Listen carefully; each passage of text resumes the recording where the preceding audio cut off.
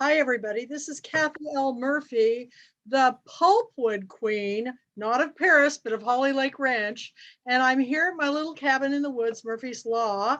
And we have had a little technical difficulty getting our author on. So we're starting a bit late, but everybody's coming on board. We're excited that we've got Pamela Binnings Ewen for the Queen of Paris. This is another wonderful book that we're reading about Coco Chanel, who I've always been a big fan of. In fact, if I could ever live in a time period, it would be that time period. That would be fascinating. I watch all those television shows. I've watched all of her movies. I am just thrilled that you're here, Pamela, and we can see you. So, thank you. I'm thrilled to be here. Well, we're going to begin by having you just tell a little background about yourself, Pamela. Mandy's been telling me a lot about you that I did not know. So tell everybody, because we really want to know. You've written all these books, and this is the first one that I ever saw, and you have an author connection too. So we'll talk about that first, and then we'll go into your book. Okay? Okay, well, my father's family is from Lafayette, Louisiana, and it's a huge family. And we have so many writers and artists that it's weird. It's really weird. So you're referring to Jimmy Burke. James Lee Burke is a cousin, and Andre Dubus is a cousin. My goodness. And then there are just others. Latisse Stewart is a cousin, and she's head of the whole United States. You know how people write personal stories? Well, she's head of that. So we just have so many writers, and we have a lot of artists in the family. As I told you, my son is an artist. So I don't know where that comes from. I think it's weird. And everybody's skating near poverty all the time, but except for Jimmy Burke, who's not. And, he told me a funny story one time. When I first started writing, and I didn't know how to market a book or do anything, and I asked him what he did, and he said, Pearl and I just put all our books in the trunk of a car, and we went from town to town, bookstore to bookstore. So my husband Jimmy and I decided to do that with The Moon and the Mango Tree, and we started up near Washington, D.C. We went bookstore to bookstore in every town from Washington all the way down the East Coast, all around Florida, all through Arkansas and Louisiana. And the next year we did all of the coast of California. So the next time I saw Jimmy, I said, guess what we did? I told him all that. And it took like a month. And we were exhausted. I said, guess what we did? We did just what you said you did. He said, what? You did what? And I told him, he said, we didn't do that. We just went like for 2 days. I couldn't believe it. But my family is, we're very close and very large family. And I started, if you ask I'll tell you my background. This will tell you how old I am. In 1962 and 63, I started in college at St. Mary's Dominican College, and I played all the whole year. I did nothing but party, and it was a Catholic school. And at the end of the year, the Mother Superior said to me, you are not college material. So I spent the whole decade doing every kind of job you can imagine, and had a child, got married, had a child. And then I started working at Tulane University, and I got through college free that way. And then I got a scholarship to law school. So I got through law school and I became an attorney. In 1979, I was sworn in as an attorney, and worked, I guess, about 30 years or something. And I was made partner with a large law firm in headquarters in Houston called Baker Botts, and loved it. I'm the only person I know. I'm the only lawyer I know that loved it. I loved law school, and I loved being a lawyer. It was a lot of fun. I wasn't a trial lawyer. I was a corporate finance lawyer, which is funny because I'm bad in arithmetic. But anyway, so I started writing. I wrote a book. My first book I wrote while I was still practicing. And then I thought, this is what I really want to do. And I had just, my husband and I just got married. And so I started writing in earnest. And I began with a nonfiction book called Faith on Trial. And then after that, I wrote another book. And then I wrote The Moon and the Mango Tree, which is the story of my grandmother in the 1920s. And it's a really great story. I know you don't have time for all that, but it's an amazing story. But one interesting thing is that my grandmother she was a beautiful singer and she wanted to be an opera singer. And my grandfather wanted to be a medical missionary. And she didn't know what to do. This is about 1919, 1920. She went to her mother and she said, "Mother, what do I do? I want to sing." And she said, "Oh, grow up, Barbara. You have to go where your husband goes." And so she rebelled against that through the whole book. She followed him, she went with him, but total rebellion through the whole book. But that's how I started writing. And since then, I think this is number 8, or maybe the new one is number 8. I just turned in a new book. So that's my background. Now, I want to read the mango tree story now because you've got me intrigued. So I'd love to read it. But is it set here in the States? No, they lived in Philadelphia, but my grandfather wanted to be medical missionary in Siam. And so they were over there for about 10 years. My mother was born there. And he said to my grandmother, "Don't worry, Barbara, we'll be in Bangkok." And people come from all over Europe and you can sing in Bangkok. And she got there and found out they were posted to a mission in Nan, which is the north of Siam, a little tiny place with 40 temples in it. And so they were in the jungles for about 4 years. My mother was born there. My mother has never had a birth certificate. She has a letter from some little nursing home in Bangkok. But then my grandfather moved the family to Bangkok, and he became the royal physician. This is true. It's amazing.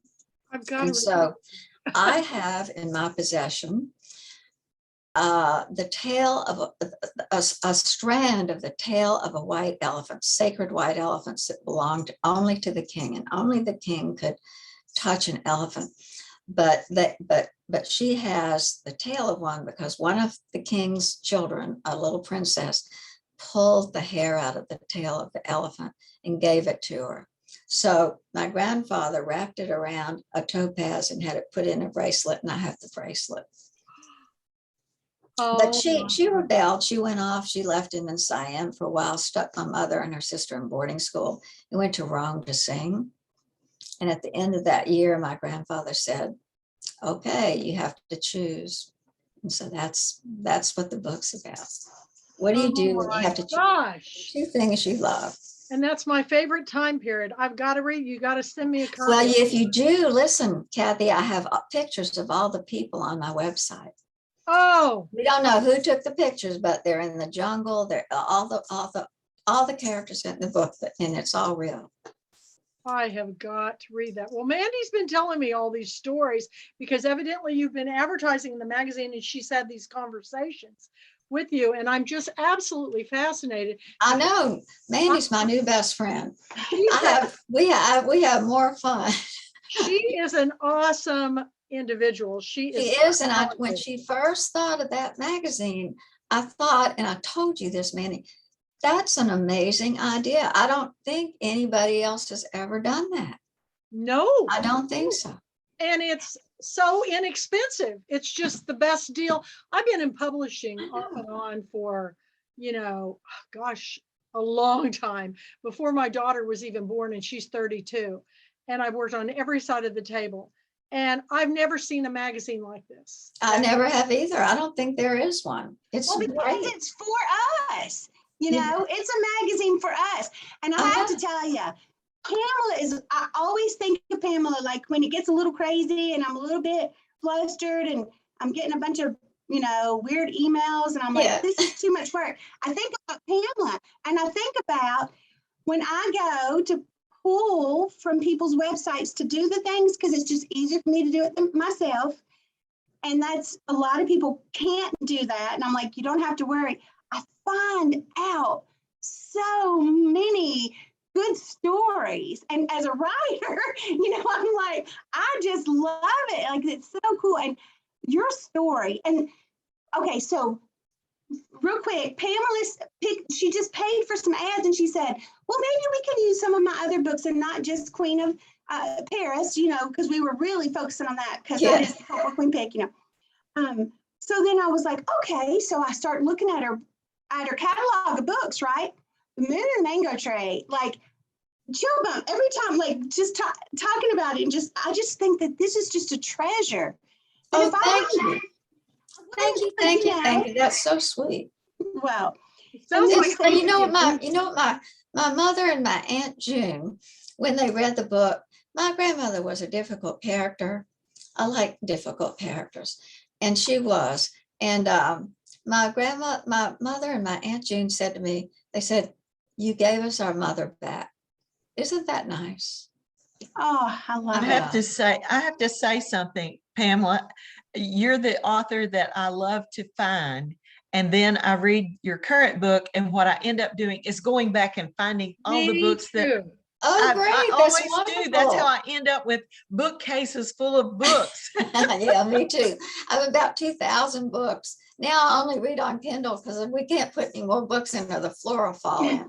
I know. I think I'm going to have to start doing that. Well, I have to say, there's a fella here on Amelia Island. His name's Bob Warner, and he posts on a bunch of different sites here. Super smart, intelligent guy. Like, he is up on everything that's going on. He loves the Queen of Paris, and really?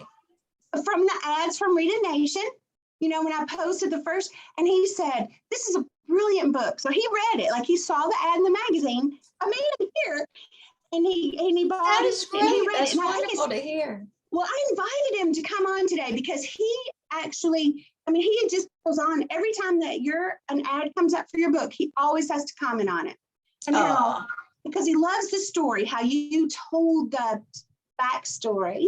That's so sweet. That is really, really, really nice to hear. Thank you. Well, you're welcome. I think that is important for us readers. Yeah. Of course, all you authors are readers too, but I'm just a reader. I'm not an author. Oh, me too. I read all the time. And my thing is hearing the backstory. I've always been fascinated with why an author wrote the story. Thank you. Now, do you have what? You know why I really wrote this particular, for the Queen of Paris? It was just so amazing that nobody had ever written the story of her war years, the 4 years in World War II. And it's really weird. I'd even seen a Publishers Weekly, really good blurb for somebody on a book on Chanel. But they said, but nobody ever touches the war years. And it just so happened at that time that I ran across a book called Sleeping with the Enemy. It's put out by Random House, Hal Bond. And it laid out the story of what she did in those 4 years. And I was flabbergasted. I really could not believe it. And so I just started researching, and it was just amazing. And I could not write the book because it would never been written before. I had to do it. Well, how long did it take you to do that research? Well, it took me a long time because I didn't have a contract, so I didn't have a deadline. So I would say 4 or 5 years to write that book.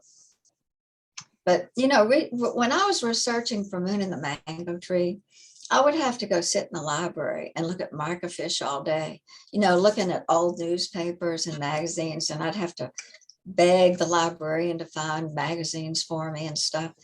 Now you can find anything on the internet. But I would spend days and days and days. I went to the Rice Library. I went to the public library. it was unbelievable how long it took. And today you can just find anything. Well, and I love, because Kathy always says, you know, when she's looking for books for the book club, you know, to pick, and she's like, and she says, and some people get a little, I get emails all the time when people are like, well, what does she mean?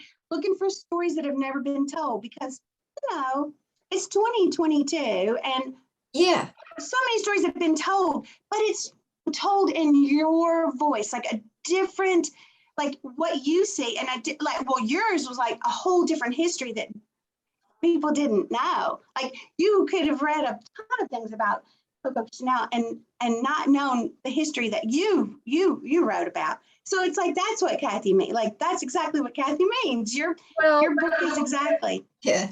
When you've been reading books as long as I have, you see the plots over and over and over, and you know, and you think, oh, but then if I get a book and I go, wait a minute, I haven't heard this story before. Yeah, that's how I am too. I love that. And love this is what really interested me, because I write about World War II.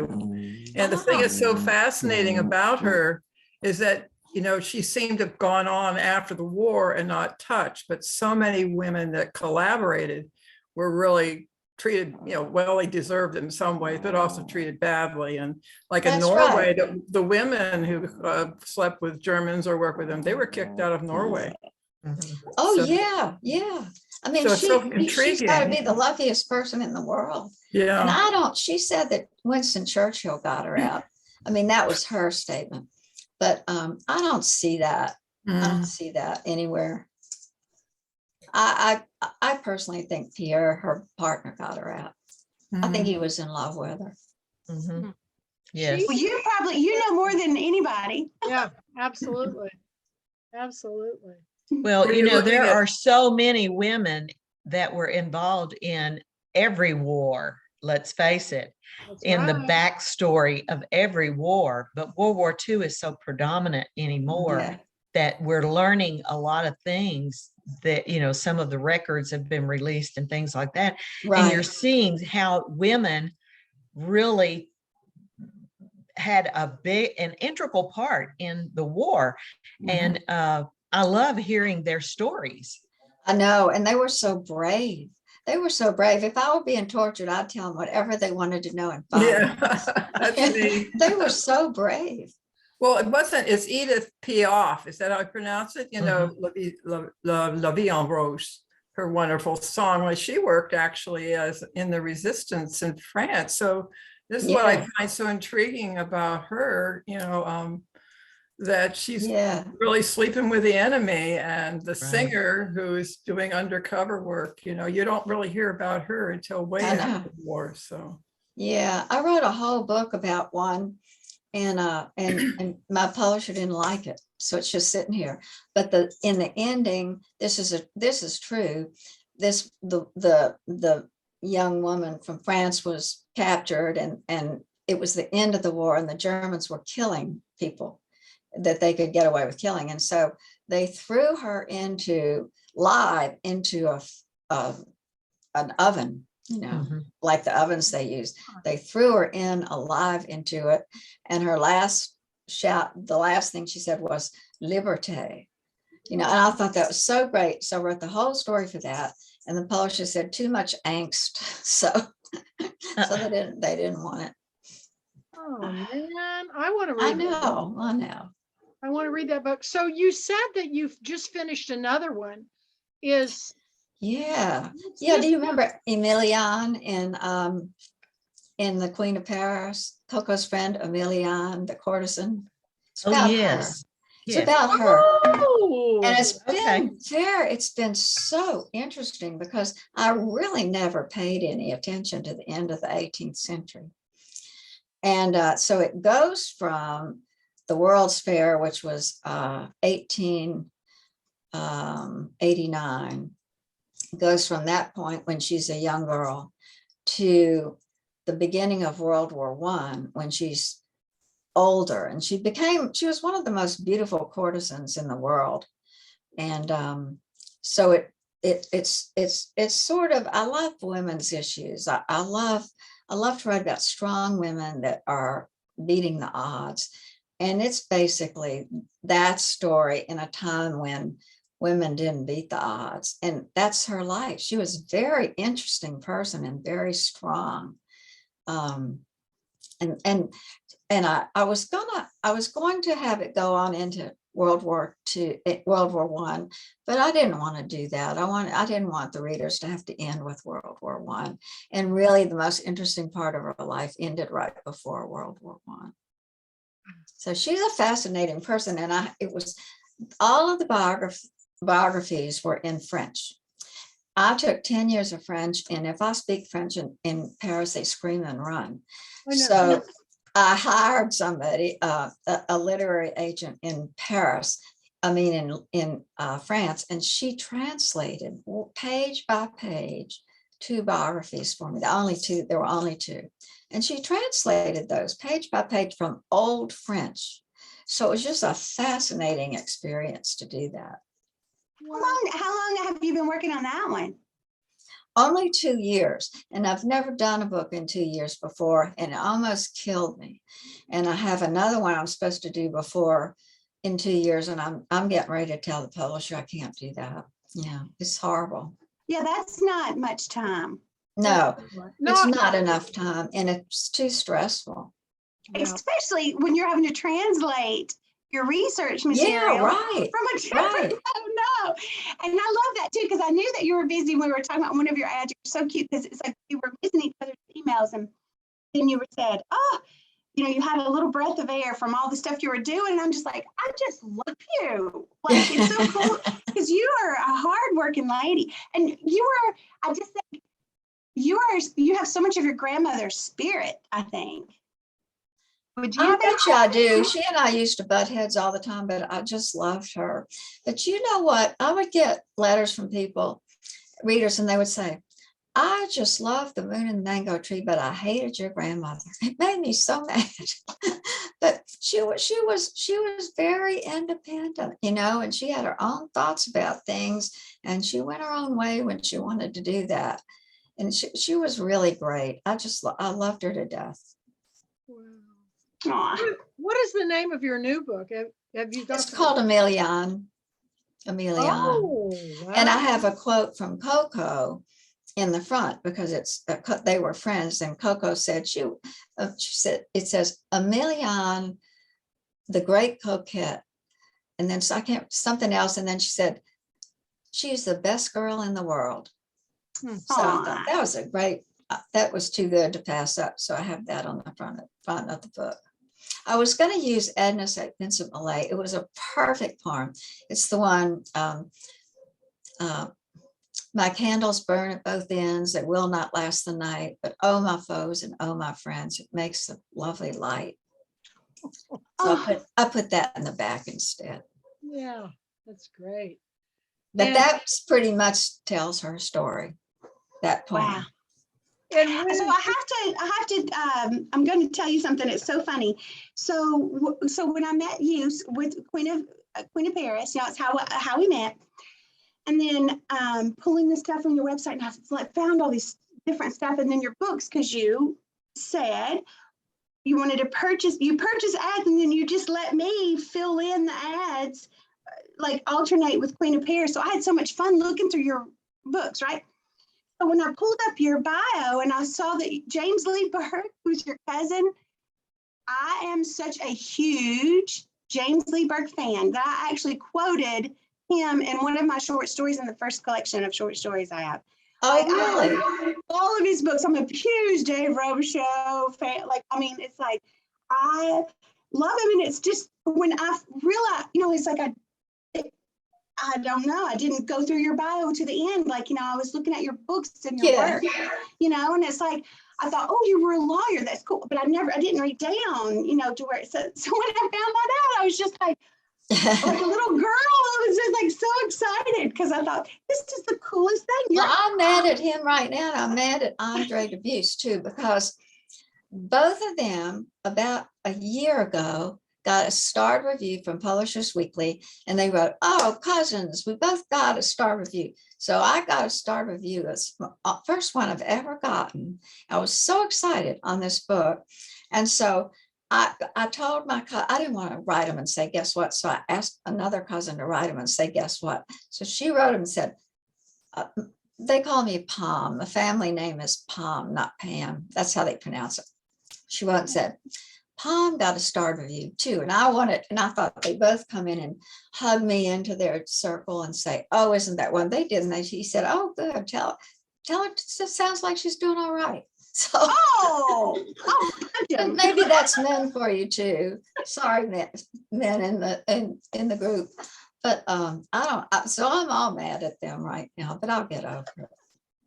Oh my God. Well, whatever. You wait till and Andre's father also, Andre Dubusse the first. So he wrote in the bedroom.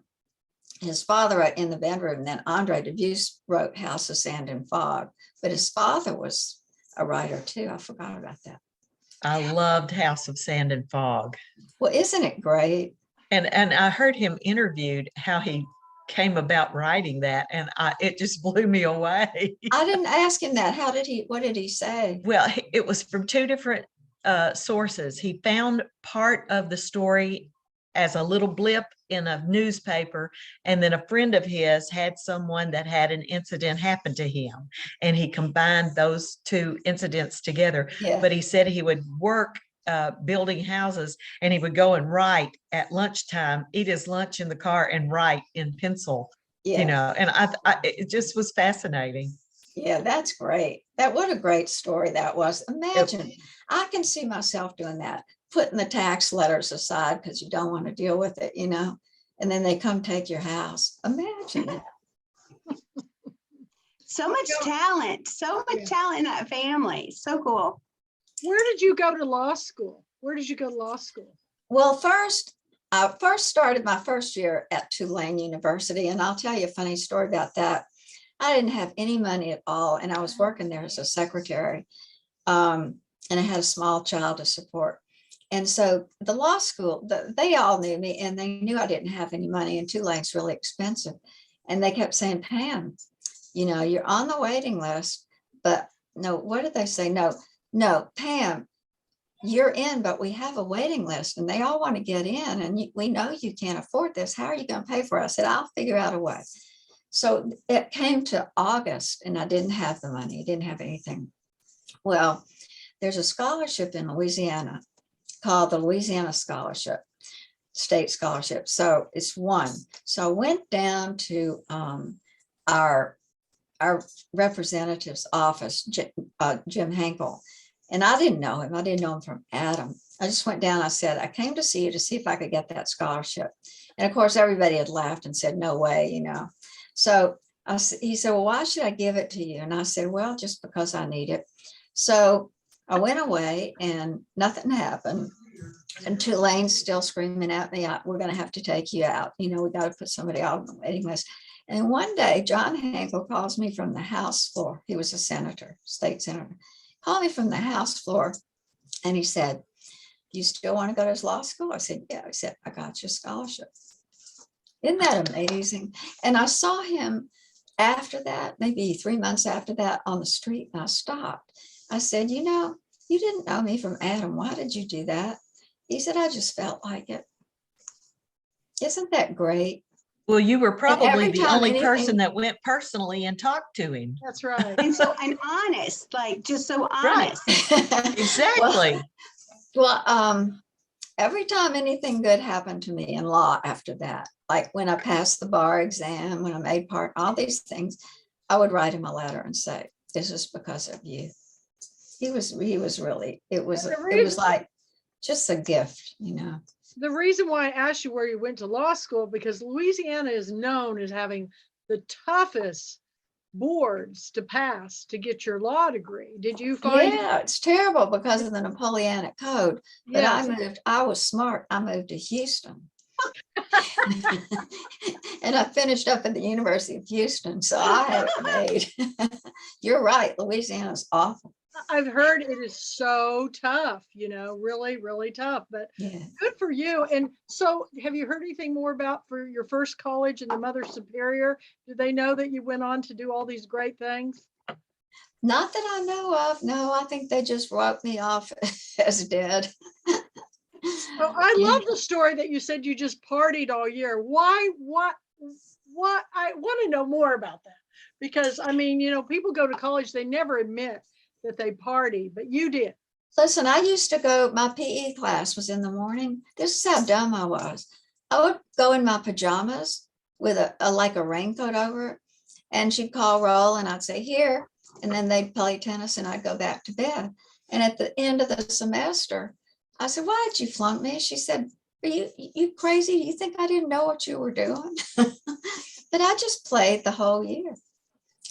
But that was the year of the Cuban Missile Crisis. And boy, was that interesting.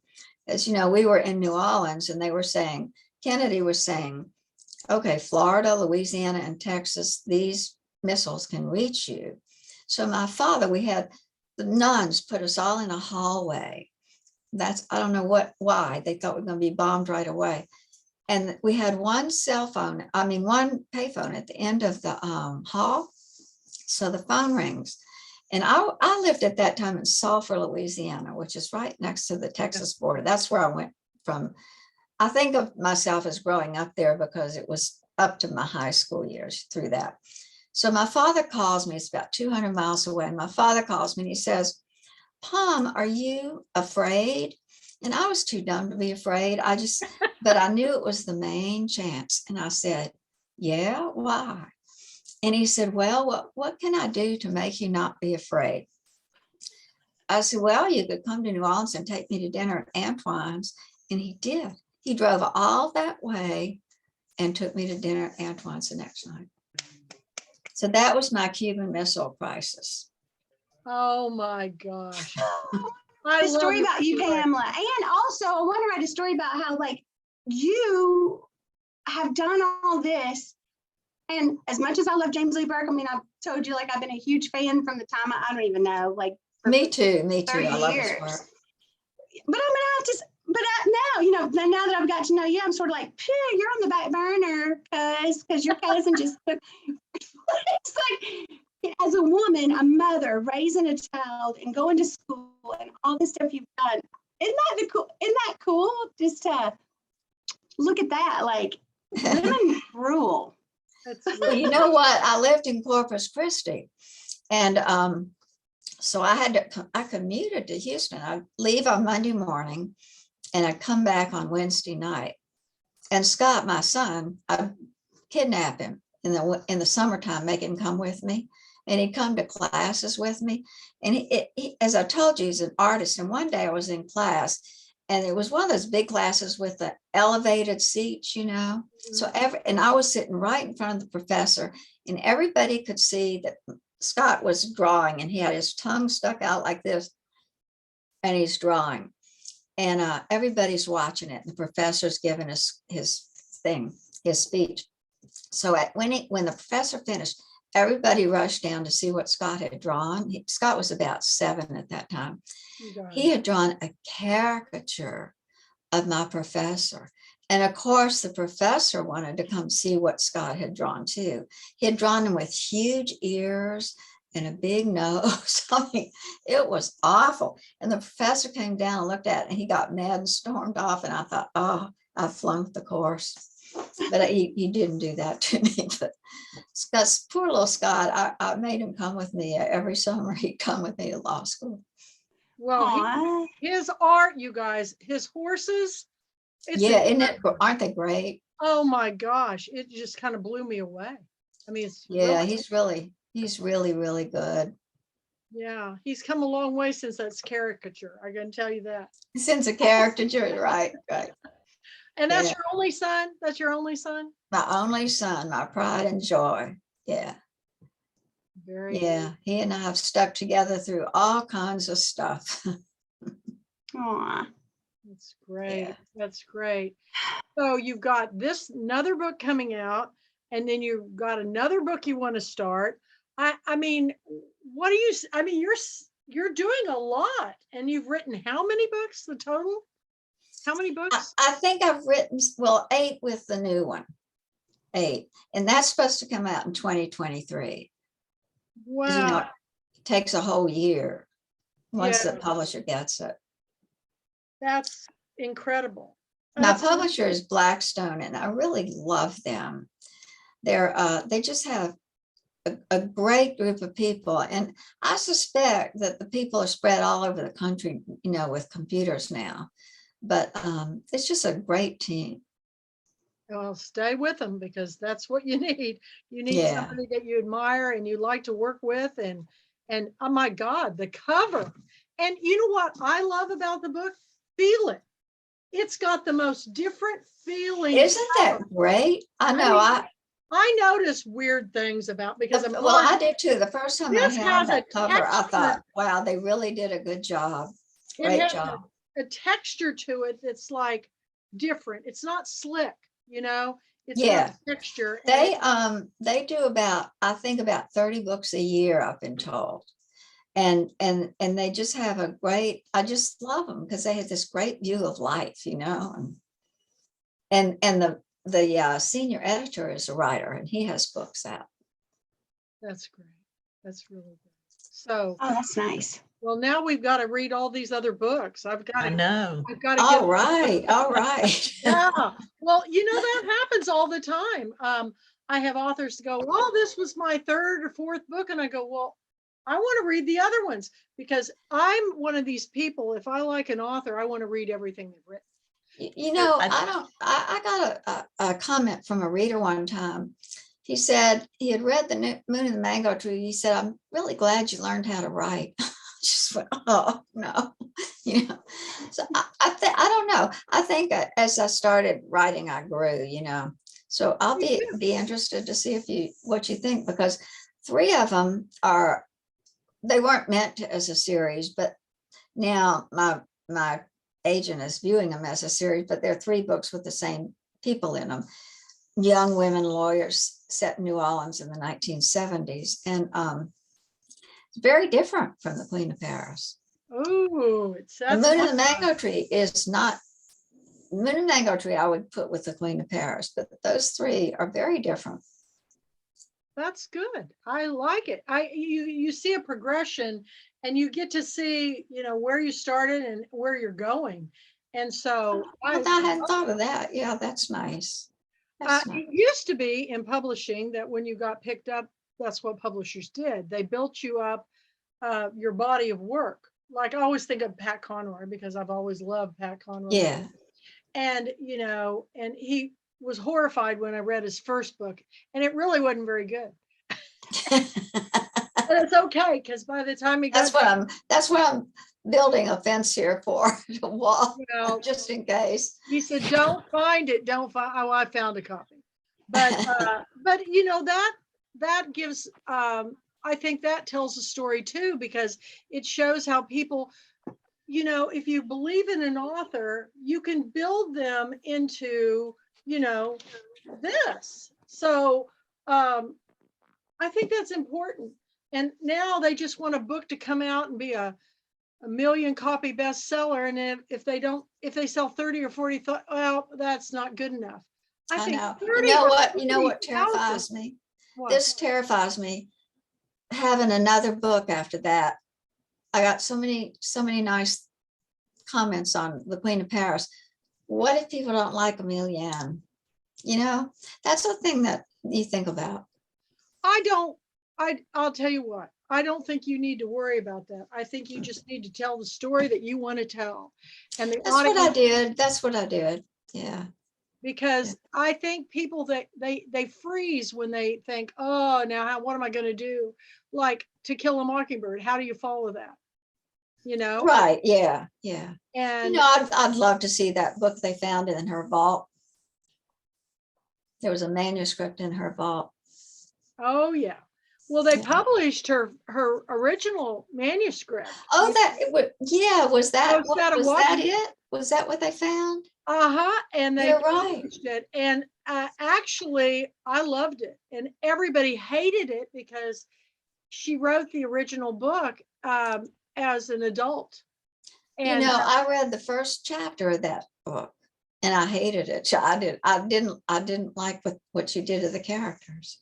I think what I saw was where she was coming from and how the publisher manipulated the story to be.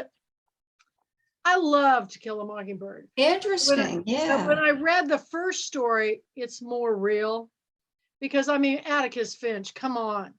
I mean, we all wanted an Atticus Finch in our life. I was so in love with Gregory Peck as a child. I thought, why couldn't he been my daddy? You know? Right, And right. then later on, I thought, why can't I find a guy like him? Well, he was kind of a rare individual. But when you read the real book, he wasn't. He was a human being. He had, you know, he was flawed, and just like everybody is, nobody's perfect. Yeah. So I loved it. Read the whole thing. Maybe I'll give it another shot. Give it another shot, and then compare. You know, having her do it from a child's point of view, kind of. Now I look at it, it kind of made it more politically correct. I don't know if that's the way I want to put it, but her first book was pretty, you know, tough. Because, but it's still my favorite book. Still my favorite book. So. I love To Kill a Mockingbird. Yeah, I just love it. She was brilliant, and I don't really think. It's just my opinion that she didn't write another book, not because she wanted to write another book. I think she got involved with helping Truman Capote and she saw what the fame did to him, and they were childhood friends. And I think she thought, hey, I made enough money. You know, I had a story I wanted to tell. I told it. I don't want to, I saw what it did to Truman, and it, you know, it was his downfall. He was brilliant, but he, you know, you buy into that celebrityism, and that changed him completely. It did, and it's sad. But anyway, it hasn't changed you any, and you're lovely. It's wonderful to have you here. And thank you so much. This has been so much fun. Well, let's open it up to everybody so we can look at everybody, and let's, you know, you guys are, I know you're dying to ask some questions. We've got authors here from all over, from down in San Antonio. Oh, great. And Japan. We've got Susan Kamada from Japan. Really? Wow. Robert in Atlanta, Georgia. And we're just all over. Carol, where are you? Carol? I'm in New Jersey. She's in New Jersey. So and then Janet's out in the Pacific Northwest. She's in Bellingham, Washington. So we're kind of all over the place. And that's what the International Pulpit Queens are. And Carol's going to be, you're next on the agenda, right? Yep, you're coming May up. 17th. I can't wait. Oh, wonderful, Carol. That's wonderful. Yeah. I'm sorry I can't make it, Carol. I have a dinner that night. I'm sorry. Well, we tape everything, so I know. you never have to miss it. And I have to tell you, Pamela, I was telling you that when I love an author, I go out and buy their books. Well, Janet Oakley, and I think she's just left, she is one of those authors, and she did one of my author chat things at Ollie, and I had her books, and several people went because of her author chat with me and bought some of her books. So Oh, that's wonderful. Well, the more you do on social media, the more you join in, the more people learn about you, the more you jump on board on any of it, you get to know everybody. I mean, since Suzanne Kamada's been here, I've learned about her poetry. I've learned about all her other books. I've learned about her relationship with Pat Conroy, which I did not know. That's wow. Oh, I love his books. Yeah, so I've learned a lot, and I think if people were really smart and thinking this, once you're a member, the more you jump on board, the more you're going to be meeting your readership. And so, and then when we do go live with our annual convention, which Mandy and I are really working hard on, then you'll come and you'll know people. I mean, yeah, I was going to ask you, do you think you'll do it next year in 2023? Oh yeah, we've been doing it every year. Not every. The Yeah. real one? Yeah, we've been doing it every year. We just been doing the last 2 years was a Zoom convention. Yeah, I did. I saw the last year's Zoom. But this year we're pretty sure it's going to go live. Oh, great. Wonderful. We just Yeah, haven't announced the venue because until we get the contract signed, I don't want to say anything. Yeah. But yeah, everybody's signing up. They are signing up. They're hopeful. It's not going to be in Texas. I will tell When you. you say everybody's signing up, what do we have to do? I didn't know we had to sign up. Well, if you want to come, you need to buy a package. Everybody buys a package, even the authors. So you buy the package, you just go to the website, thepulpwoodqueens.com, and you purchase the 223 package, and then you're set to go. And it's going to be pretty exciting. And the thing about it is, another reason why we're going to read your book is our theme is over the moon, right, Mandy?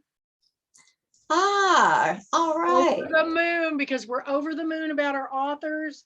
And well, there's a lot to it. You'll find out when we make the announcement. But we've been kind of putting the tease out because we've already got Adriana Trigiani as a lead keynote. I just booked in Carolyn Turgeon, who has a new book coming out on Dante and Beatrice. That is the editor of Enchanted Living magazine. She's fascinating and one of my favorite authors, and one of my best friends who's like a brother to me, Michael Morris, is coming back to Girlfriend Weekend. So and Casey Cowers, who wrote about your family, he had a show called he's out of Florida. It's called the Casey Cowers Show, and he's an oral historian, and he started with Horton Foote interviewing him, and he's done both is it pronounced Dubose, the father son? Dubose. Okay, he's done both of them. He's does Michael Connelly, Jeanette Walls, and actually I wrote the introduction to his crazy book. But we're both literary promoters, so he's going to help us put it on. That's wonderful.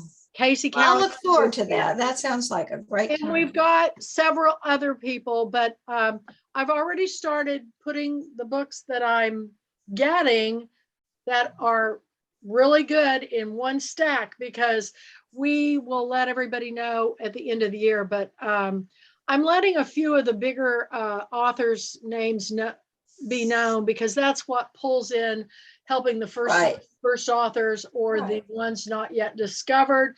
And I do this. We're pretty excited about it, aren't we, Mandy? I already bought my tickets. Yes. Well, you know what? I am really excited. Sorry, I've got dog issues going on. I'm trying I know it. I'm listening, but I can't. Are your partners causing you some trouble, Mandy? Can you hear him? Give me a No. second. He's fussing. I got to fix his blanket. Your dogs are spoiled, Mandy. They're just spoiled. How many dogs do you have? She has 3. 3? Oh, what? I don't mean to change the subject, but just real quick, what kind? I love dogs. Little terriers. And the Terriers, okay. Pearl is white and is just the cutest dog I've ever seen in my life. Oh. And they're adorable. She So has I have 3 dogs. terrors. They're terrors. Is what they are. Jack Terrors. Russell and 2 Manchester Terriers. They're twin brothers, Mo and Curly. Aw. And then Pearl. And Mo is my talker. And it's funny because 8 o'clock's our bedtime. So he kind of is fussy when we get on here. And he's really It's spoiled. later in Florida. Yeah. So I've got 3 cats. So, and they're not any better. They're usually knocking at the door to get in or go out when I'm doing my Zoom. But we're animal lovers, because I've seen Suzanne Kamada sitting with her cat in the corner. I do want to, so we were talking about the venue. Yes. And it's like, so we're trying hard. I don't want to, because we're, like Kathy said, we're working on getting the contract signed, but we're working really hard. And what we have planned, if it all works, it's going to be fantastic. Well, I'll be there for sure. Yeah. That sounds wonderful. I think I everybody. can't wait to meet y'all in person too. Well, Me either. gosh, friends. Pamela. Mhm. Oh, We'll all be best friends, because the thing about Girlfriend Weekend, if you have not been, it is, I mean, Adriana, when she was on last year, she said, I'm never going to miss a Girlfriend Weekend. And she did say on that tape that if we go live, she was going to cook us dinner. Oh, wow. Ah. I have no idea how. Well, actually, what the year Pat Conroy and Fannie Flagg came, Pat's friend Janice Owens, who's from Florida, wrote a book called The Cracker Kitchen, and she said, "I'll cook your dinner." I said, "Do you understand exactly what that means? It's a lot of people." So we had, I think, that was our first dinner we had, and the authors wait the tables. Okay. Oh, no. Pat put on an apron and Fanny, and what happened was we had like 67, and it was in the historical Excelsior Hotel, and it's beautiful. I mean, it is a beautiful historical hotel in Jefferson, Texas, and almost 130 showed up and demanded that and we got them all in. Oh, People wow. were sitting on each other's laps. It was so crazy.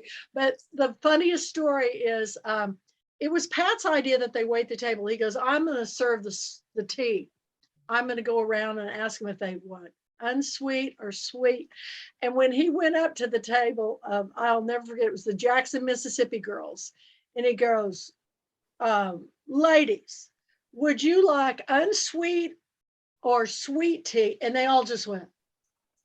So there he is in the apron, and they go, sweet.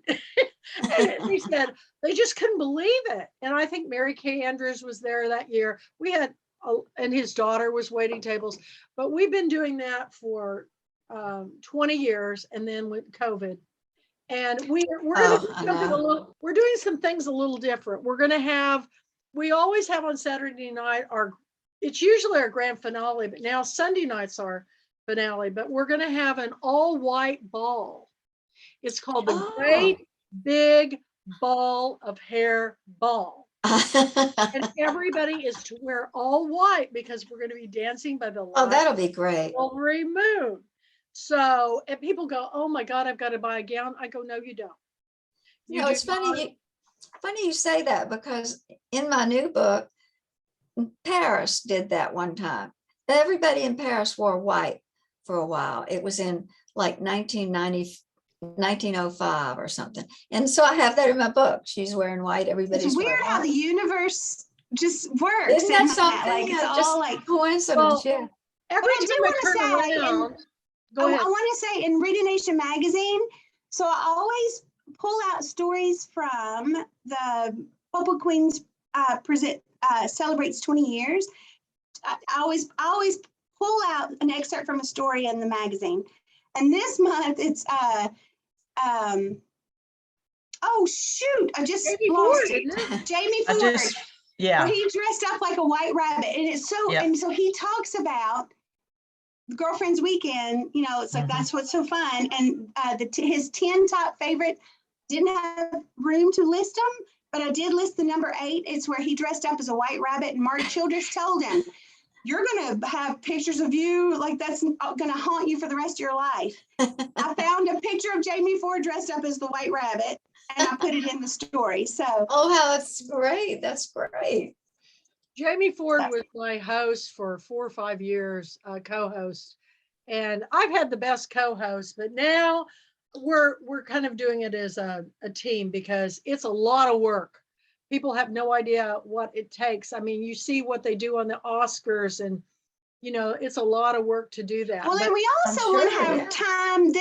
So for this one, since it's our first live one in 2 years, where people can actually make it like a mini vacation and have time between things and after the events to actually, sightsee, shop, do things. But we're going to work all that in. So so there's a whole lot of, we're doing a lot of work. That sounds like a good plan. That's awesome. I just came from an in-person conference this weekend in Orlando, IBPA's Publishing University, and it was so great to see people in person. It was fun, Carol, watching you on social media too. I was following you. Yeah. And Thanks, Pa- Mandy. I was Pamela, hoping to see you when I was in Florida, but one of these days. oh, Yeah. Pamela, Yeah. you may not know this because you're not on the social media, but I'm the official cousin of the authors and readers. Of the authors and readers. She adopts everybody as her cousin. You I'm can be just my cousin. cousin. I'll do We're that one big too. reading family, and I'm cousin Betty. So Cousin Betty. Okay, Cousin that Betty. sounds great. That Mhm. sounds great. In Louisiana, everybody are cousins. yeah, I know. It's just we're all one big reading family, and I'm Yeah, cousin that sounds Betty. great. Cousin Betty. Except Mandy, we call each other sis. Oh, I can see that. Yeah. What a lot of people don't know is that Mandy and I have been working together now. We've gone through 2 girlfriend weekends. We've never met in person. I Oh, know. really? We talk every day for too long, but I feel like she's my family. In fact, she knows Mhm. probably more about me than my family. But and I haven't met Robert, and Robert's been my co-host for Book and Film Club, and we have not met. But I've got special gifts for them as soon as Aw. we do meet. But I'm afraid to ship them because I'm afraid they'll break. I'm giving them some of my art. So Oh, that's wonderful. yeah, I've been sharing it. But Mandy is an artist too. So Yes. we Oh, really? collaborated. We actually collaborated on some artwork that's in a gallery here. She does felted wool light fixtures that we incorporated in some of my paintings. And so I have those. Oh, wow. Yeah, they're beautiful. Oh, They're that sounds And beautiful. what's really weird is I just showed her a picture of the painting and she made a light fixture to go with it. Really? Oh, Yeah, wow. it's up on my website. You can go to Kathy L. Murphy art.com and you can see there's 2 Kathy L. Murphy. Kathy L. Murphy art.com and you can see the ones that I've done with Mandy. And All of these people that don't have any artistic talent, Mandy got it. Well, I'm going to go look at it. I wrote it down. See, I am not a very good wanderer online, but if somebody gives me something specific like that, I'll be able to find it. Well, I'm putting all my new stuff that's in the gallery on there now, and I got sidetracked today. Didn't get it all done. I was working on a painting that I finished. So. And Pamela, don't feel bad about that because when you said it, I thought it's so funny because I am on social media a lot because with the magazine and then like promote my books. Right. Even because I'm a self-published, like indie published author, it's just part of my routine. I get up in the morning with my coffee. I check to see if I have any emails, messages, promote whatever good stuff I have coming, And then as I'm doing that, if I see, I'm horrible because I don't have time to go. I feel guilty sometimes because I don't have time to go to people's pages to see. But if it pops up in my feed, then I'll share it and post it, and share it. Yeah. And then with the magazine, I make the graphics, so I'm always sharing those, and then people will tag Read a Nation magazine. I don't know how you do all that. I did not know. You're always saying you'll do this stuff. Send me your book and I'll do all of this stuff. And you do amazing things. How do you have the time? It's unbelievable. I'm a little crazy and I have ADHD. And it's so it's like I just juggle a lot. Well, it's amazing to me. She didn't sleep much. She goes to bed. I don't think her or Kathy either one sleep, so I've just given up. I'm a good napper. I take naps. I used to think people that took naps when I worked. When I had I've worked since I was 15 until 4.5 years ago that I left. So I've always worked, and I was like, I didn't have time for a nap, and I thought that was stupid. Yeah. But now that it's just me, it's like I nap, and then I can get up at 2 o'clock in the morning and work for 4 hours. I can go back to sleep and take a couple hours, sleep for a couple of hours. Yeah. Get up and work for 4 or 6 hours, and then take another half hour nap. It's You'd be surprised how many people are up at 3:33 in the morning because I'll post something. They go, "What are you doing up?" And I go, "What are you doing up?" I get up at that. I get up and I as soon as I get up, I start checking and answering email because otherwise it takes me all day. No, I panicked the other day. I panicked the other day. Kathy writes and says, it's like 8:45. Have you posted yet? Well, I'm in my pajamas wandering around. I'm getting ready to. So I ran up there, Kathy, and I got it done just right at 9:00. I couldn't believe it. Oh, it killed me. Well, that's why I tell everybody, do it the night before, then you can sleep. And I'll just. See, I never thought of that. Yeah, you can post them tonight and then you don't have to get up. Because Kathy will never just actually approve thought. them when she gets up. So Pamela, you can do that the rest of the week, but you need to just, date them. Like if you have a Wednesday, Thursday, Friday. And go Just ahead and put it up. Yeah, and then okay. Kathy will, yeah. That's a And good so idea. I approve them. And then if you're going to write more than one a day, you have to tell me, because sometimes I don't go look because I'm painting. And then And Andy goes, oh, she's got another one up. I go, oh gosh. So you can even put like, Because you have to happy approve it. Wednesday, post 1 for Wednesday, and then post 2, and then put whatever you want, and then you don't have to worry about it. It's hard to get people to interact too. Well, If you ask questions. You David said that. Valdez did One of great. you all said that, and so I did, but nobody answered them. I haven't Well, it's looked just today. Tuesday. You've got the rest of the week. So, Yeah.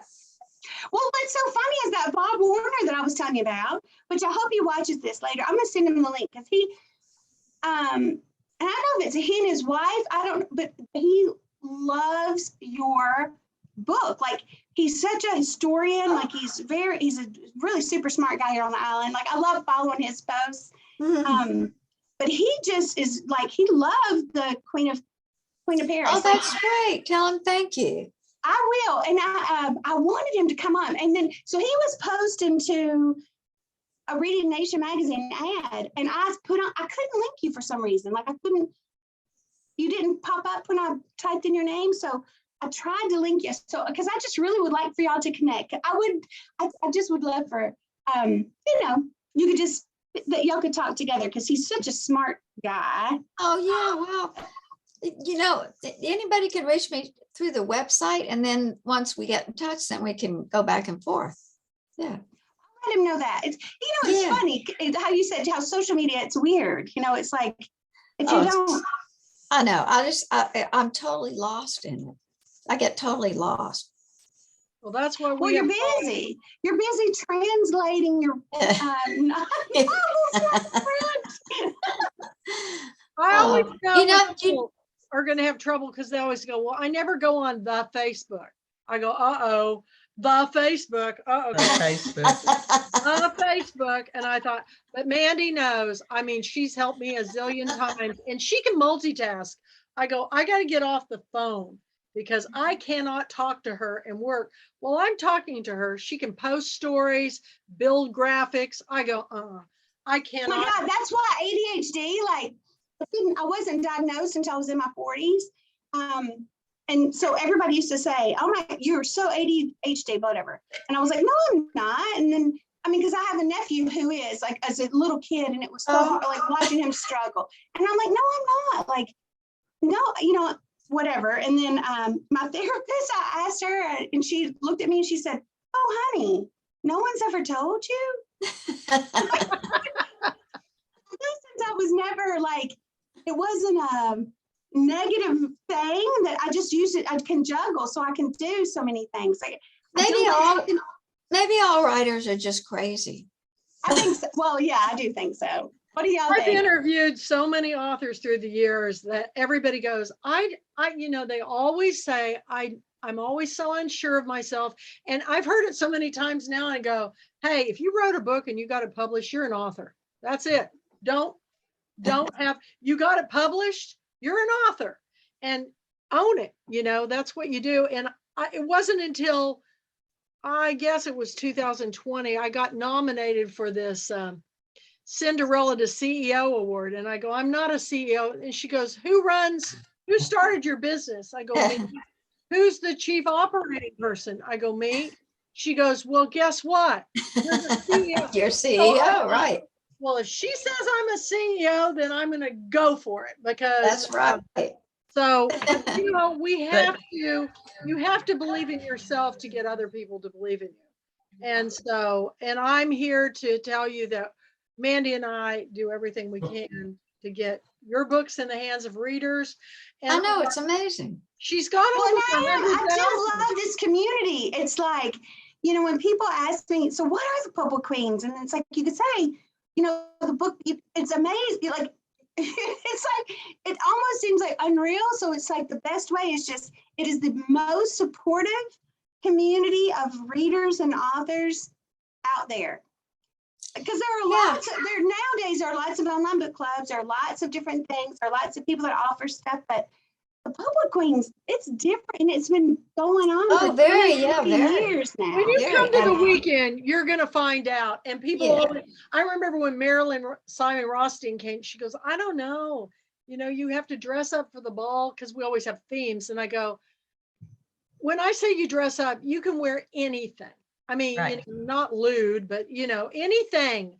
And don't be afraid. And she, when I told everybody you have to dress as a lumberjack, she goes, what? And see, I would love lumberjack. That'd be so easy for me. I'm such a tomboy. It's like, I've got the flannel shirts. I've got the Levi's. Like, I've got it. Well, one year we all went as a tribute to Pat Conroy. We all wore khaki slacks and ball caps, and we went as Pat Conroy to the author dinner. But I pick themes, and it's over the moon this year. So when somebody said to me, "Oh, I have to buy a white gown," and I go, "No, just go to Goodwill, Salvation Army, whatever your local. Look in your closet. A sheet. You can make a toga." Right. And you can fix it up with whatever you want. You know, sew your book all over it. We've had people do that. I had one author from California when we went. Oh, Pat Montandon books. Pat Montandon. She made a dress that was a map of the United States. That was cool. And then Really? she had a sash that stated that she was already the queen. And then she had a hat that they had made facsimiles of all of her books that stacked up. And when she walked in, we go, there's the queen, you know? Yeah. So, you know, we have competition. It's all fun and games. And I think everybody. It sounds great. It's the biggest party. I've had famous people come to it. I had a guy by the name of Phil Duran come, and he did all the famous 80s sitcoms, you know, Sanford and Son, The Wonder Years. He wrote all those shows. Oh, really? And he came and he said, I have been to every Academy Award, Vanity Fair party, you know, Grammys. I've been to everything. He goes, I've never seen anything like the Great Big Ball. And so come ready to party and celebrate each other. It's all about celebrating everything we've done in the last 2 years through a pandemic. Authors writing our stories, getting, you know, especially new authors like me and like Robert Gwaltney, who, you know, it's like in the middle of it all. I haven't even been to a live one yet. So no, and it's like how, you know, so it's like it's going to be a celebration, like the whole mix of established what new. Your husband said. That sounds wonderful. Tell him what your husband said. Oh, well, he came with me the first time because I had an extra ticket and the person that was going to come with me couldn't come. And so he decided he would come with me. And so we're sitting there and I said, I'm going to go ahead and buy my ticket for next year. And he said, I want to come too. We hadn't even got through the first panel. Oh, that's great. And he wanted to come back. Yeah. That's great. So, I'm gonna bring my husband too. Oh yeah. And he's a big reader.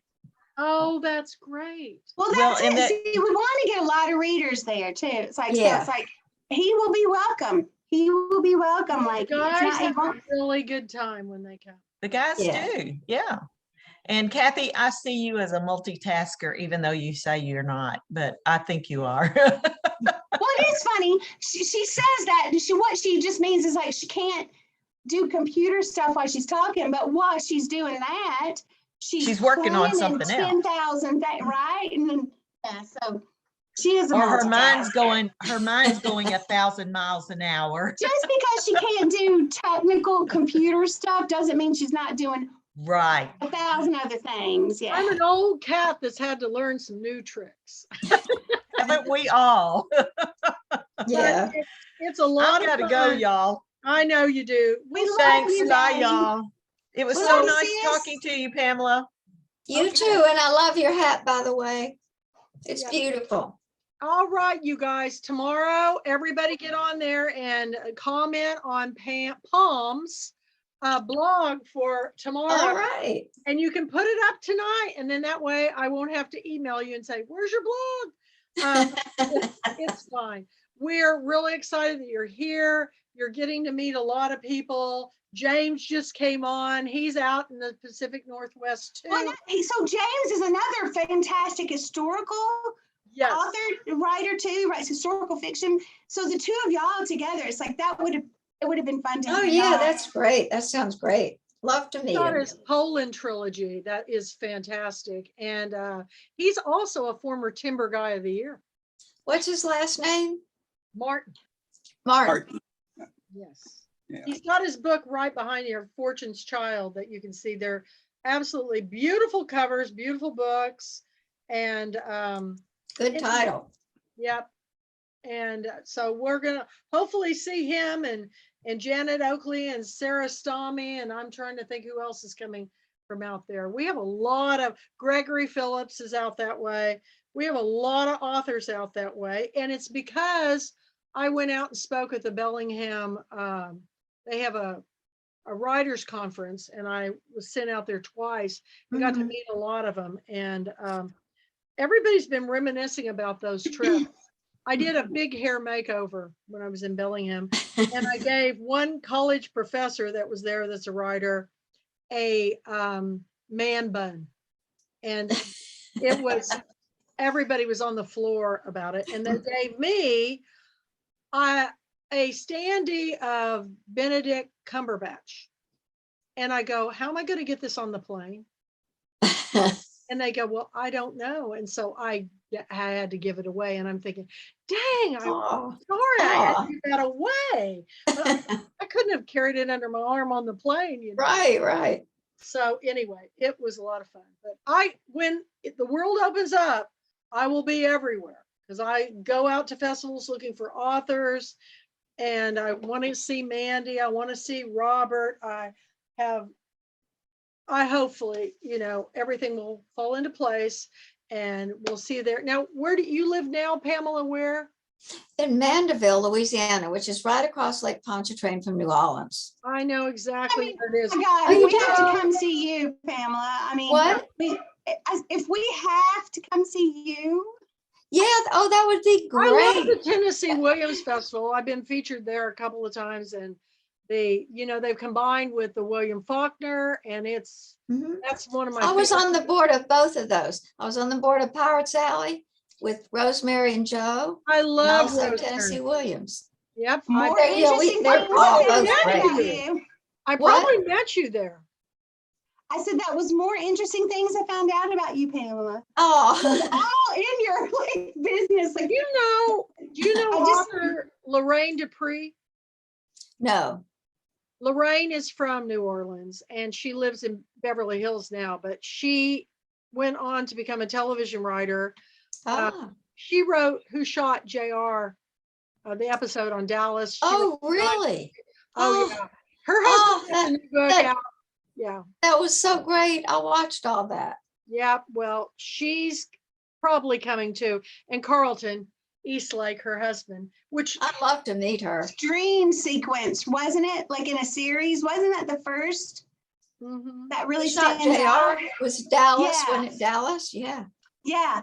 And it was So it was 2 weeks. So they left you hanging the first week. Right. So you had to wait. And then it was a dream, right? Yeah, So it yeah. was like, so that Well, was I the don't remember first that. time that a dream sequence, I think, was It might made have such a- been, yeah, so long ago. But I Yeah. watched that every time, every whatever night it was. I loved it. Well, she's been to Girlfriend Weekend a couple of times, and now Carlton has that book out. So I'm pretty sure they have property down in Louisiana. So I hear from them every once in a while. But I mean, Louisiana wouldn't be a bad place to have to go if we had to go somewhere. Yeah. not at all. I used to go to Mid-South down there all the time when we had our booksellers convention. So I love New Orleans. So thank you for coming. I'm glad we got you on board and see your beautiful smiling face. And Oh, thank you. you look I had a wonderful time. This was so much fun. well. We try to make it as fun as possible because reading is the best entertainment in the world. Right.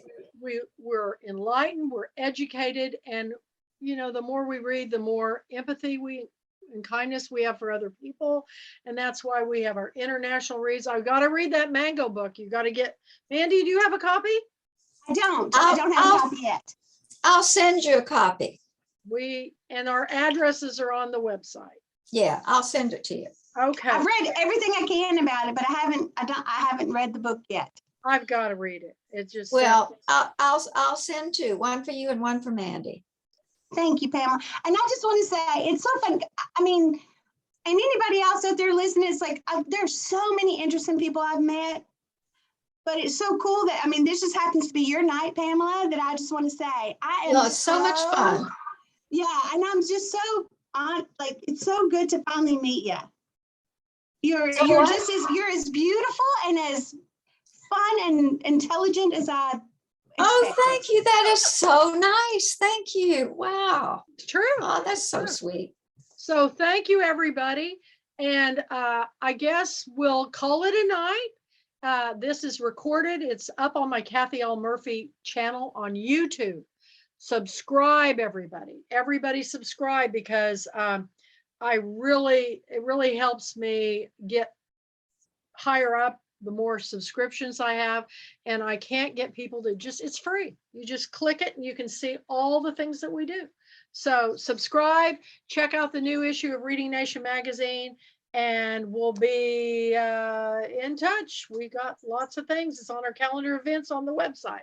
So y'all take care. Bye, Robert. Okay. Love you all. Bye-bye. Bye, Carol. Bye, Paul. Bye, everyone. Bye, Mandy. Bye-bye. Bye.